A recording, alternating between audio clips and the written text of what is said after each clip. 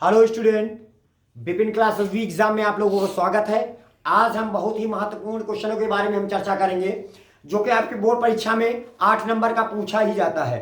सारणी के बहुत ही इंपॉर्टेंट क्वेश्चन के बारे में हम चर्चा करेंगे। ठीक है, तो आपको ये बताएंगे हम समीकरण को अवयव विधि से किस प्रकार हल किया जाता है, कैसे हम एक्स और वाई जेड के मान ज्ञात करते हैं।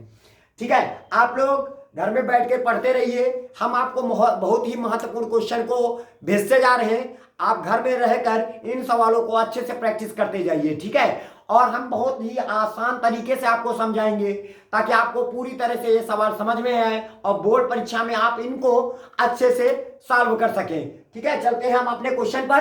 क्वेश्चन हमारा कुछ इस प्रकार है, x प्लस का y प्लस का z बराबर 6, x माइनस का y प्लस का z बराबर 2, 3x प्लस का 2y माइनस का z बराबर माइनस का 5 है। ये हमारे पास 3 समीकरण है। इन समीकरणों से आपको x y z के मान ज्ञात करना है। और किस प्रकार ज्ञात करना है? अवयव विधि से। किस प्रकार से ज्ञात करना है? अवयव विधि से आपको ज्ञात करना है। तो सबसे पहले आपको क्या करना होगा, यहाँ पे x y z के गुणांकों से एक्स वाई जेड के गुणांकों से आपको क्या करना है? एक अवयव तैयार करना है। और उस अवयव का नाम रख लेते हैं कि मान लेते हैं कि माना वो अवयव है हमारे पास क्या है, माना वो अवयव है ए।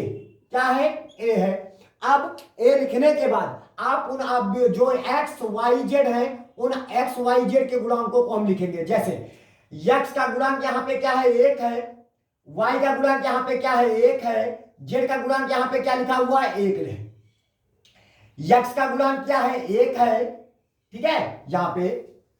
और y का गुणांक माइनस का 1 है। और z का गुणांक क्या है? हमारे पास 1 है। और यहाँ पे x का गुणांक 3 है, y का गुणांक 2 है और z का गुणांक माइनस का 1 है। उसके बाद आपको क्या करना है? एक दूसरा अवयव लिखना होगा। दूसरा अवयव यानी दूसरा अवयव क्या हो जाएगा? जैसे हम b बराबर क्या होगा? अब समझिए, यहाँ पे b बराबर हमारे पास ये जो बराबर के इस साइड में होता है, बराबर के इस साइड में जैसे हमारे पास 6 लिख लीजिए, 2 लिखेंगे माइनस का 5। और इसके बाद हम क्या लिखेंगे? तीसरा अवयव हम लिखेंगे जिसका मान ज्ञात करना होता है, वो होता है x। तो x बराबर हमारे पास क्या हो जाएगा? जरा देखिए, तो x बराबर हमारे पास होता है x यानी कैपिटल लेटर का x अवयव हमने लिखा, उसके अवयव x y और z, ये हमने लिख लिया। तो सबसे पहले आपको क्या करना होगा? आप ये जानते हो, आपको फार्मूला पता होगा कि हमारे पास x बराबर क्या होता है? a इनवर्स b लिख लेंगे, है ना। यानी x की जगह पर आप इतना मान रखोगे और a इनवर्स b, क्योंकि जब हम a इनवर्स b को आपस में गुणा करेंगे तो ये किस क्रम का है? हमारे पास 3 into 1 के क्रम का है। तो a इनवर्स b को आपस में जब हम मल्टीप्लाई करेंगे तो वो भी हमारे पास 3 into 1 के क्रम में आएगा। ठीक है, यानी आप ये कह लो कि x बराबर a इनवर्स b होता है। तो सबसे पहले आपको ये समझना होगा a इनवर्स निकाला जाए। क्या निकाला जाए? a inverse. आप लोगों को पता है कि a इनवर्स हमने अगले वीडियो में आप लोगों को बताया है, नहीं बताया तो फिर समझ लीजिए। a इनवर्स ज्ञात करने का मतलब होता है कि 1/, यानी आप अपने सारणिक का मान निकालोगे और एडजॉइंट ऑफ a निकालोगे, यानी सहखंडज निकालोगे। सहखंडज निकालने के बाद उसका जो परिवर्त करोगे वो आपको मिल जाएगा एडजॉइंट ऑफ ए, मिल जाएगा। अब आपको क्या करना होगा? सबसे पहले हम अवयव का सारणिक मान निकालेंगे। क्या निकालेंगे? अवयव का सारणिक मान निकालेंगे। तो अवयव का सारणिक मान कैसे निकालेंगे? जरा देखिए, तो अवयव का सारणिक मान हम क्या करेंगे? यानी r1 के सापेक्ष प्रसार करके, यानी r1 के सापेक्ष क्या करके? प्रसार करके। तो सबसे पहले हम सारणिक a लिखेंगे और इसको सारणिक मान निकालेंगे। तो हमारे पास 1 लिखा जाएगा। जरा देखिए, r1 के सापेक्ष प्रसार कर रहे हैं, ये पूरा कैंसिल, ये कैंसिल हो जाएगा। 1 बाहर तैनात करेंगे, माइनस माइनस हो जाएगा प्लस, 1 एक अन्ना में 1 हो जाएगा माइनस का, 2 एक अन्ना 2 हो जाएगा। पहला पॉजिटिव होता है, दूसरा निगेटिव, ये हो जाएगा। ये कैंसिल, ये कैंसिल, 1 एक अन्ना में 1 माइनस का 1 हो जाएगा, 3 एक अन्ना में 3 माइनस का 3 हो जाएगा। फिर प्लस का क्या लिखा जाएगा? 1 लिखा जाएगा। ये पूरा कैंसिल, ये पूरा कैंसिल, मतलब ऐसे प्रसार करना मतलब समझ रहे हो? ये कैंसिल, ये कैंसिल, तो हमारे पास कितना हो जाएगा? 2 एक अन्नम 2 हो जाएगा माइनस का, 3 एक अन्नम 3 का है माइनस का 3, तो माइनस माइनस हो जाएगा प्लस, तो ये हो जाएगा। तो हम इसका जब हम वैल्यू ज्ञात करेंगे, जरा नीचे हम आ जाते हैं, ऊपर आगे न चलते हुए, तो हमारे पास सारणी के बराबर, जरा देखते रहिए, अब यहाँ पे 2 में 1 निकल गया, एक का एक माइनस का एक, माइनस का एक को 1 से गुणा करेंगे तो माइनस का 1 आ जाएगा, -3 माइनस का 1 माइनस का 4 हो जाएगा, माइनस का 4 को जब हम 1 से गुणा करेंगे -1 तो माने माने प्लस 4 का नाम 4 हो जाएगा, 3 2 5 होता है, 5 का नाम 5 हो जाएगा। बात आ रही समझ में? अब 5 4 9 होता है और 9 में 1 निकल गया तो हमारे पास कितना हो जाएगा 8, और यहाँ पे नॉट इक्वल टू क्या लिखोगे 0। इसका मतलब नॉट इक्वल टू 0 का मतलब ये होता है कि अगर आपके पास कहीं भी सारणी का मान अगर 0 आ जाता तो आप उसका ए इनवर्स ज्ञात नहीं कर सकते थे, तब आप उसका ए इनवर्स ज्ञात नहीं कर सकते थे। क्यों? क्योंकि यहाँ पे जब 0 आ गया तो 0 आ गया तो आप समझ लेना कि उसका ए इनवर्स ज्ञात नहीं किया जा सकता है, क्योंकि 1/0 बराबर क्या होता है हमारे पास 0। बात आई समझ में? वैल्यू सॉरी इन्फिनिटी आएगा तो आपका ज्ञात नहीं कर पाएगा। ठीक है, तो अब आपको क्या करना होगा, आव्यूह के सहखंडज निकालने होंगे। क्या निकालने होंगे? आव्यूह के सहखंडज निकालने होंगे, यानी ए के क्या निकालोगे? सहखंडज। सहखंडज, सहखंडज कैसे निकालते हैं आइए जरा देखते हैं। हम A11 निकालेंगे। क्या निकालेंगे? A11 निकालेंगे, A12 निकालेंगे, ठीक है, और A13 निकालेंगे। फिर और क्या निकालेंगे हम? A21 निकाला जाएगा, A22 निकाला जाएगा और A23 निकाला जाएगा। ठीक है, अब ये या आप ऐसे ऐसे क्रम से लिख लीजिए, आपको कोई दिक्कत ना हो, ताकि तुम सोचते हो कैसे कर रहे हैं। आप A11 निकालो, 11 का मतलब यहां पे रखने वाला हो, A12 निकालिए, ठीक है, A12 निकालिए, A13 निकालिए। आई बात समझ में? फिर उसके बाद यहाँ पे 21 22 23 यानी A21 निकालो, A22 निकालो और A23 निकालेंगे। फिर उसके बाद यहां पे आ जाइए, A31 निकालेंगे, A32 निकालेंगे और A33 निकालेंगे। तो ठीक है, ऐसे ही हम सबके मान ज्ञात करेंगे। अब सोचते होगे कि कैसे मान निकाले जाते हैं, जरा देखिए सहखंडज कैसे निकाले जाते हैं। जैसे 11 का मतलब होता है कि पहली पंक्ति, जरा समझना, पहली पंक्ति और पहले स्तंभ को हटा दो, पहले पंक्ति और पहले स्तंभ को हटा दो। पहला एक का मतलब होता है पंक्ति, इसे का मतलब स्तंभ। तो पहली पंक्ति को जब देखो, ये पूरी पंक्ति को हटा दिया, ये पूरा स्तंभ को हटा दिया, तो हमारे पास बचा क्या? माइनस का 1 बचा। जरा देखिए, 1 बचा, 2 बचा, माइनस का 1 बचा, यही बचा ना। अब जो हमारे पास सारणी बचा है उस सारणी का हम मान ज्ञात कर लेंगे। जैसे -1 का 1 से गुणा करेंगे, माइनस हो जाएगा, प्लस 1 का नाम 1 हो जाएगा। तो समझना बात को। अब यहाँ पे एक चीज और ध्यान रखना होगा, जैसे हमारे पास ये 1 होता है 2, 1 होता है 2 का मतलब ये हुआ कि ये एक सम संख्या है, और जब सम संख्या होती है तो उसके सामने हम पॉजिटिव का सिंबल लगा लेते हैं। किसका सिंबल? पहले पॉजिटिव को लगा लेंगे। फिर उसके बाद पहली पंक्ति और पहले स्तंभ को, पहली पंक्ति और पहले स्तंभ को हटाने के बाद इतना जो बचेगा उसका सारणिक मान निकालेंगे। माइनस माइनस हो जाएगा प्लस, 1 का नाम 1 हो जाएगा, माइनस का 2 का नाम 2 हो जाएगा। तो हमारे पास इसका मान कितना प्राप्त होगा? जरा देखिए, माइनस का 1 आ जाएगा। आई बात समझ में? फिर से रिपीट कर रहे हैं। A12 का मतलब होता है कि 12 का मतलब होता है कि देखो, 12 का मतलब होता है पंक्ति, ये क्या है? स्तंभ। पहली पंक्ति को हटा दिया, अब दूसरी स्तंभ को हटा दिया। हटाने के बाद तो हमारे पास बचा क्या? जरा देखिए, 1 बचा, पहली पंक्ति, दूसरे स्तंभ को हटाने के बाद 1 1 3 -1, 1 1 3 माइनस का 1। अब जैसे बच जाए और उसके बाद इसका मान ज्ञात कर लीजिए।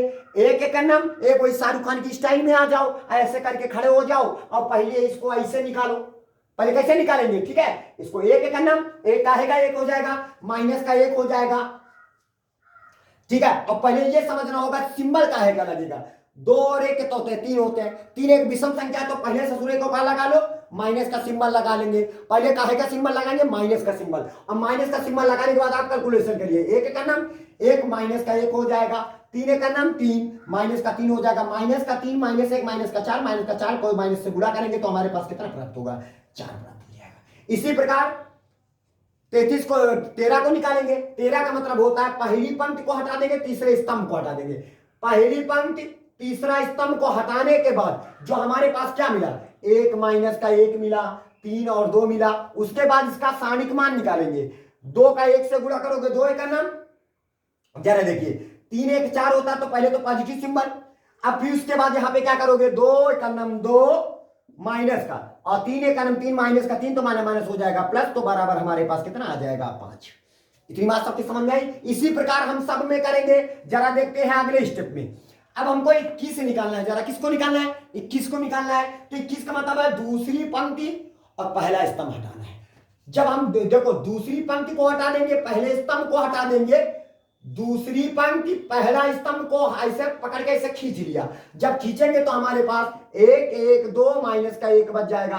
अब उसका क्या निकालोगे, उसका सारणिक मान निकाल लो। सारणिक मान कैसे निकालेंगे, जरा देखिए 2 1 3 क्या होता है, 2 1 3 होता है विषम संख्या। तो पहले तो माइनस का सिंबल लगा दो, लगाया, लगाने के बाद 1 एकम 1 कहेगा 1 माइनस का 1 हो जाएगा, फिर 2 एकम 2 कहेगा माइनस का 2 हो जाएगा। तो हमारे पास टोटल कैलकुलेशन करेंगे तो हमारे पास कितना आ जाएगा 3, क्योंकि माइनस का 2 माइनस 1 माइनस का 3 माइनस माइनस हो जाएगा प्लस 3 आ जाएगा। अब इसी प्रकार हम 22 निकालेंगे। 22 का मतलब होता है ये कैंसिल कर दिया। आप लोगों को समझ में आ गया होगा। इसी प्रकार आप करते जाइए ताकि हम आपको आगे बढ़ के हम जल्दी से आपको हम सॉल्व करके बताते हैं। अब आइए, तो हमारे पास ये पूरा कैंसिल हो जाएगा, ये पूरा कैंसिल हो जाएगा। जरा देखिए, और 2 2 4 होता है, ठीक है। 4 विषम संख्या पॉजिटिव का सिंबल लगा लेंगे। उसके बाद ये पूरा सेटअप निकल जाएगा, ये पूरा सेटअप निकल जाएगा। निकलने के बाद 1 एकम 1 कहेगा माइनस का 1 हो जाएगा, फिर 3 एकम 3 हो जाएगा माइनस का, तो टोटल हमारे पास माइनस का 4 मिल जाएगा। फिर उसके बाद 23 से निकालेंगे। 23 का मतलब है दूसरी पंक्ति तीसरा स्तंभ निकाल लेंगे, तो 2 एकम 2 हो जाएगा।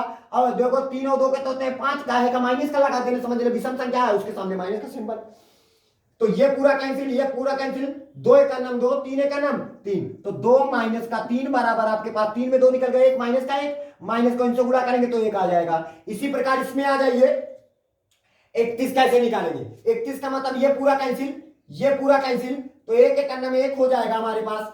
तो अब यहां पे समझना 3 1 4 होता है, पॉजिटिव सिंबल लगा लेना पहले, तो ये पूरा निकल गया, ये पूरा निकल जाएगा। 1 एकम 1, जरा देखिए, है ना, जरा देखिए नीचे नहीं दिखाई पड़ता होगा तो ऊपर आ जाइए जरा से।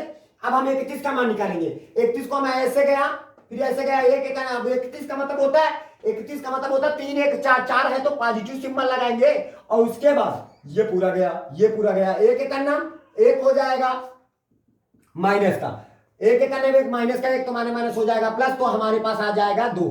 इसके बाद 32 निकालेंगे, तो 32 का मतलब होता है ये गया, ये गया, तो 32 का मतलब क्या होता है, ये पूरी तीसरी पंक्ति चली जाएगी, दूसरा स्तंभ चला जाएगा। 1 एकम 1 1 एकम 1, तो पहले माइनस लगा देना क्योंकि 3 और 2 5 होते हैं, माइनस का सिंबल। फिर 1 माइनस का 1 लिख लोगे तो बराबर हमारे पास क्या मिलेगा 0। फिर उसके बाद आपके पास जब आएंगे यहाँ पे क्या निकालोगे, 33 निकालेंगे। 33 कैसे निकालेंगे, 33 का मतलब होता है तीसरी पंक्ति और तीसरा स्तंभ निकालने के बाद 1 एकम 1 हो जाएगा, काहे का सिंबल 3 3 6 पॉजिटिव का सिंबल। अब यहाँ पे कितना हो जाएगा, जरा ये कैंसिल, ये कैंसिल, 1 एकम 1 काहे का 1 माइनस का 1 हो जाएगा। फिर उसके बाद यहाँ पे आ जाइए 1 एकम 1 काहे का माइनस का, तो टोटल हमारे पास आ जाएगा माइनस का 2 आ जाएगा। उम्मीद है आप लोगों को समझ में आ रहा है ना पूरा, ठीक है। वीडियो को अंत तक जरूर देखिए, मन लगा के पढ़िए, समझ रहे हो ना, ये नहीं कि मननते चितनते, आप बराबर अच्छे से पढ़िए, आपको पूरा समझ में आएगा। अब आ जाइए, अब देखो, अब एक सैखंडज प्राप्त हो गया। अब ये मान लो कि एक सैखंडज से प्राप्त अवयवों से एक नया क्या बन गया, एक नया अवयव बनेगा। क्या बनेगा, एक नया अवयव, और उसका नाम रख लेते हैं मान लो बी, या कोई भी अभी जैसे हमारे पास है, आप कोई भी रख लीजिए, आप रख लीजिए डी, रख लीजिए, क्या रख लेते हैं डी, आप यहां पे रख लीजिए डी। अब बराबर, यानी कहने का मतलब हमारी बात समझ में आई, यानी एक सैखंडज से प्राप्त अवयव जो होते हैं, उन अवयवों से एक नया अवयव बन के तैयार हो गया और उसका नाम रख दिया हमने डी।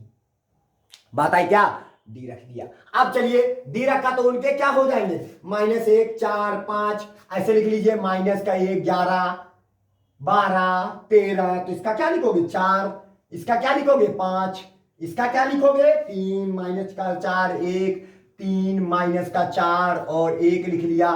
फिर इसका क्या लिखोगे जरा देखिए, 2 0 माइनस का 2 2 0 माइनस का 2, ये हो गया। अब इसका आप क्या निकालोगे जरा देखो, ए इनवर्स निकालने के लिए एडजॉइंट आप ए निकालना पड़ता है। अब एडजॉइंट आप ए कैसे निकालोगे, ये जो अवयव आपके पास प्राप्त है ना, उसका जब आप परिवर्त निकालोगे, क्या निकालोगे, उसका जब आप परिवर्त निकालोगे, परिवर्त, अब परिवर्त निकालने पर जो प्राप्त होगा, परिवर्त आप लोगों को पढ़ाया ही है हमने, ठीक है। परिवर्त क्या होता है, जो पहली पंक्ति है वो पहला स्तंभ बन जाता है, ठीक है। जो दूसरी पंक्ति है वो दूसरा स्तंभ बन जाता है, क्या बन जाता है, 3 माइनस का 4 1 हो जाएगा, और 2 0 माइनस का 2 हो जाएगा। आई बात समझ में, जो प्राप्त होगा वही हमारा क्या हो जाएगा, एडजॉइंट ऑफ ए हो जाएगा, क्या हो जाएगा, एडजॉइंट ऑफ ए हो जाएगा। अब आप आसानी से आप ए इनवर्स ज्ञात कर सकते हो। तो ए इनवर्स ज्ञात करने के लिए क्या करेंगे, ए इनवर्स बराबर 1 सारणी के एडजॉइंट ऑफ ए हो जाएगा, ठीक है। अब चलिए, तो हमारे पास 1 सारणी के का मान कितना निकला था, जरा देखिए, सारणी के का मान हमारे पास 8 निकला था, तो यहां पे 8 लिख दीजिए। और एडजॉइंट ऑफ ए का मान कितना निकला था हमारे पास, जरा देखिए कितना निकला था, -1 3 2 है ना, 4 -4 0 5 1 -2, ये हो गया हमारे पास। अब आपको क्या निकालना होगा, x का मान, y का मान, z का मान, तो आपको क्या करना होगा, हमने बताया ही आपको। अब यहां पे आप लिखना कि x बराबर, जरा देखिए थोड़ा सा बचा हुआ सवाल, x बराबर a इनवर्स क्या होता है, हमने भी किया। अच्छा देखिए, x का मान हमारे पास क्या है, x का मान देखो x y z बराबर a इनवर्स का मान हमारे पास क्या निकल के आया है, 1/8। अब इधर आ जाओ, -1 4 5, इधर हो जाएगा 3 -4, और इसका हो जाएगा 1, इसका हो जाएगा 2 0 -2 हो जाएगा, हो गया। अब उसके बाद ये तो ए इनवर्स का मान हमने लिखा, बी का मान हमारे पास कितना है, जरा देखिए, बी का मान 2 6 2 -5, तो यहां पे लिखोगे कितना, 6 2 -5। अब आपको क्या करना होगा, जरा देखिए, एक्स वाई और हमने लिख लिया जेड। अब जरा देखिए, 1/8 लिख लीजिए, इन दोनों अवयवों को आपस में गुणा करो, क्या करेंगे, गुणा कैसे करते हैं हमने बताया था, -1 पहली पंक्ति है, जो पहली पंक्ति है किसको बगल में से ठाड़ कर लो, कितना ठाड़ करेंगे, -1 3 और क्या हो जाएगा 2, गुणा कर लो, 6 का नाम 6, कितना हो जाएगा बोलो, 6 का नाम 6 माइनस का 3 दूनी 6 प्लस का 5 दूनी 10 -10 हो जाएगा। आई बात समझ में। फिर इसके बाद इधर आ जाइए, इनको गुणा करो। अब ये पहली हो गई पंक्ति, अब दूसरे में आ जाइए, जब दूसरे में आएंगे तो यहां पे आ जाएगा 4 -4 और 0 हो जाएगा। इनको गुणा करते हैं, जब गुणा करेंगे जरा बताइए, तो छचौक कितना हो जाएगा, छचौक 24 हो जाएगा, 4 दूनी 8 माइनस का हो जाएगा, और 5 0 0 हो जाएगा, ठीक है। अब हम आते हैं किसके बारे में, 5 1 माइनस का 2 हो जाएगा, ठीक है, 5 छक्का 30 हो जाएगा, 2 का नाम 2 हो जाएगा, माने माने प्लस, और 5 दूनी 10 ये हो जाएगा टोटल, ठीक है। तो हमारे पास यहां पे क्या मिलेगा, जरा देखते हैं, एक्स वाई जेड हो जाएगा, और इधर तो 6 -6 प्लस का 6 कैंसिल हो जाएगा, तो माइनस का कितना बचा, -10 बचा, 1/8 हमारा बाहर है, 1/8 हमने बाहर कर लिया। यहां पे क्या बचा, जरा बोलिए क्या बचा, -10 बचा, -10 लिख लीजिए। यहां पे आ जाइए, 24 में 8 निकल गया, हमारे पास कितना हो जाएगा 16, तो यहां पे आप लिख लीजिए 16। फिर यहां पे 30, यहां पे सॉरी, यहां पे आप चिन्ह कैलकुलेशन करिए, 6 5 6 30 हो गया था, 2 का नाम 2 प्लस का 2 हो जाएगा, 30 2 32, और 32 और 10 कितने होते हैं 42, तो यहां पे हो जाएगा 42 हो गया। अब जरा देखिए, अब 42 होने के बाद अब यहां पे जरा देखिए, सबके पास से 2 कॉमन है, या 8 को अंदर मल्टीप्लाई कर दीजिए, जब मल्टीप्लाई करेंगे तो एक्स वाई जेड, और इसके बाद यहां पे जब हम लेके जाएंगे तो हमारे पास कितना हो जाएगा, ऊपर जाएगा तो हमारे पास काटेंगे तो 2 जाएगा, 2 पंचे 10, 2 चौको 8 माइनस का 5 बटे कितना हो जाएगा 4, 8 दूनी 16 हो जाएगा, और इसके बाद जब काटेंगे तो 21 बटे कितना हो जाएगा 4 हो जाएगा, क्योंकि 2 से काटेंगे 21 आ जाएगा, 2 चौको 8 हो जाएगा, तो 21 बटे कितना हो जाएगा 4। तो इस प्रकार हमारे पास दोनों को x बराबर कितना माइनस का 5/4, y बराबर कितना हो जाएगा 2 और z बराबर हमारे पास कितना हो जाएगा 21/4, ये हो जाएगा। अब जैसे मान निकल आए, आप क्या करो किसी भी एक समीकरण में रख के इनको चेक कर लो कि कहीं ये हमारे मान सही है कि गलत है। तो कुछ करने की जरूरत नहीं है आपको, क्या करो x प्लस का y प्लस का z बराबर क्या लिखा है 6, तो x की जगह पर कितना रखोगे माइनस का 5/4 प्लस का y की जगह पर 2, z की जगह पर 21/4, 4 से ऊपर गुणा कर दो, 4 से नीचे गुणा कर दो, सबके हर बराबर हो जाएंगे, लासा 4 आ जाएगा, ठीक है, और माइनस का 5 हो जाएगा प्लस का 4 दूनी 8 हो जाएगा प्लस का कितना हो जाएगा 21 हो जाएगा। 21 और 8 कितने होते हैं हमारे पास, जरा देखिए 21 और 8 कितने होते हैं 29, 29 में अगर हम 5 को घटा देंगे तो 29 में 5 को घटाओगे तो कितना आएगा 24 आएगा ना, तो 24 लिख देना बटे 4 कर देना, 4 छंग 24, देखो LHS आ गया कि नहीं आ गया है। और वेरीफाई कर लेते हैं, दूसरे को समीकरण को भी चेक कर लेते हैं। जब आपने 10 मिनट सवाल में देते हो तो 1 मिनट आप सवाल को चेक कर लीजिए। दूसरा समीकरण में हमारे पास है x माइनस का y प्लस का z बराबर कितना लिखा है 2 लिखा है, ठीक है। तो x का मान आप कितना रखोगे माइनस का 5/4 रखोगे, माइनस का y का मान कितना रखोगे 2, प्लस का z का मान कितना रखोगे 21/4, 4 से ऊपर गुणा कर दीजिए, 4 से नीचे गुणा कर दे ताकि हर बराबर हो जाए। देखो तो हमारे पास हो जाएगा हर बराबर हो जाएगा, लास्ट हमारे पास कितना हो जाएगा 4, तो माइनस का 5 हो जाएगा, माइनस का 8 हो जाएगा, प्लस का 21 हो जाएगा। तो जरा देखिए माइनस का 8 माइनस का 5 माइनस का कितना हो जाएगा 13, और 13 में 21 को घटा दो, यानी 21 में 13 को घटाओ तो कितना आ जाएगा, 21 में 13 को घटाएंगे तो 8 आ जाएगा 4 दूनी 8, तो हमारे पास कितना आया 2, देखो 2 आया है ना। इसी प्रकार आप ये समझ चुके होंगे कि जो हमारा आंसर निकला है वो क्या हमारा राइट है। आप उत्तर की जांच चेक कर सकते हो। उम्मीद है ये क्वेश्चन आप लोगों को अच्छे से समझ में आया होगा, कहीं भी किसी प्रकार की कोई दिक्कत नहीं हुई होगी। अगर नहीं समझ में आया तो हम अगले वीडियो में आपको दूसरा सवाल इसी तरह लेके आएंगे ताकि उस सवाल को आप देखेंगे और आसानी से सवाल आपको तैयार हो जाएगा और उन सवालों को आप अच्छे से तैयार कर लीजिए ताकि वो बोर्ड परीक्षा में आने वाले हैं। ये सवाल आपके हर साल 8 नंबर में बोर्ड परीक्षा में बहुत ही ज्यादा मात्रा में आते हैं, मतलब एक क्वेश्चन आपका 8 नंबर में आता है, ठीक है। उम्मीद है हमारा वीडियो आप लोगों को समझ में आया। सब्सक्राइब करें चैनल को, ठीक है, लाइक करें और बेल आइकन का बटन दबाएं और हमें कमेंट बॉक्स में लिखकर जरूर भेजें ताकि हम आप लोगों को लगातार इसी तरह वीडियो हम आपको भेजते जाएं। जय हिंद, जय भारत।